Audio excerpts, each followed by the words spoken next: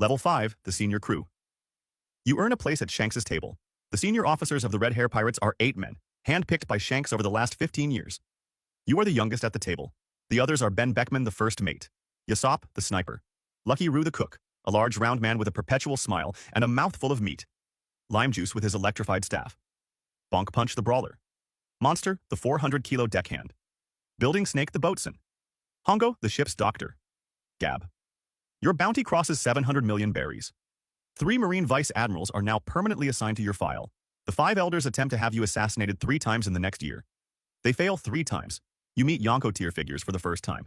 Shanks takes you to a sit-down with Buggy the Clown, the man who was his childhood friend on Goldie Rogers' ship 40 years ago, the man who is now a Yonko of the new era by accident. You watch Shanks and Buggy drink together at a private island in the Calm Belt. You understand that the world's most dangerous men trust each other in ways no world noble ever will. You attend a council where Shanks formally adopts a young singer named Uta as his daughter. You watch him give her up to a friend for her safety years later. You watch him cry for the first time. You do not look away. Level 6, the Vice Captain. This is Ben Beckman's seat. Ben does not give it up. He will not. But there are 2 ongoing wars the Red Hair Pirates are managing. The New World power vacuum after Wano. The world government's covert war against pirates protecting islands the 5 elders want erased. Ben handles the New World. He handles the Yonko sit-downs. He handles the Marine Intelligence channels. Shanks creates a second Vice Captain seat for you. You become co-Vice Captain. You handle direct combat operations and raids on the government's black sites. Your bounty crosses 1.4 billion berries. The Marines designate you Threat Level Black. Cypher Paul Zero is given standing kill orders. You command the Red Hair Pirates' 2nd Strike Fleet. 6 ships, 300 men. You answer only to Shanks. You meet Whitebeard's surviving sons at a memorial on Sphinx Island. Marco the Phoenix shakes your hand. He tells you that Shanks is the only Yonko Whitebeard ever truly trusted. He tells you to take care of him. He says it the way a man asks a stranger to look after his brother. You realize Marco said it because Marco knows what you have not figured out yet. Shanks is tired. Level 7, the Right Hand. You stand at Shanks' right hand on the deck of the Red Force one night in the New World, watching the stars over an island his crew has protected for over a decade. He is 39 years old. He has been a captain since shortly after Goldie Rogers' execution. He looks older than 39. His arm has been gone for 12 years, lost to a Sea King in Fuchsia Village protecting a 7-year-old kid named Monkey D. Luffy. He used Conqueror's Haki to overwhelm that Sea King, the first time in the story anyone in the world had seen it used. He has used it again to stop the Marineford War from continuing after Whitebeard died. He has used it to scare Marine Admiral Ryokugyu away from Wano.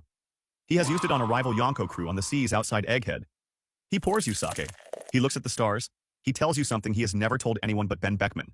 He tells you that he was an apprentice on Goldie Rogers' ship as a child. He tells you he watched Rogers' execution at Loketown. He tells you that the day he found Monkey D. Luffy in a tavern in Fuchsia Village 12 years ago, he knew. He gave Luffy the straw hat, the same straw hat Roger once wore, because Luffy reminded him of his old captain. He tells you Luffy is the 2nd pirate king. You ask him why he never tried to take the throne himself. He laughs. He says, because the throne already belongs to a kid who is going to take it. My job is to keep the world standing until he gets there. You realize that night that Shanks does not hold the title of Yonko because he wants it. He holds it because if he puts it down, the world burns. Whitebeard died. Big Mom died. Kaido died. He is the only one of the 4 left from the old era.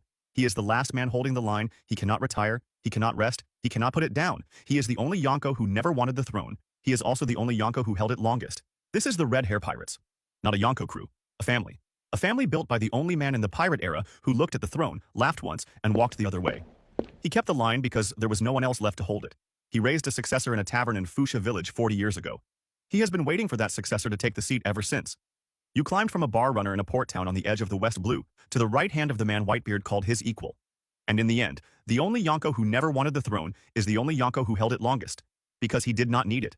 Because he was the one thing every other Yonko was trying to be all along. He was free.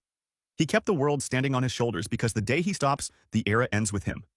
He has been waiting for Luffy to relieve him for 40 years.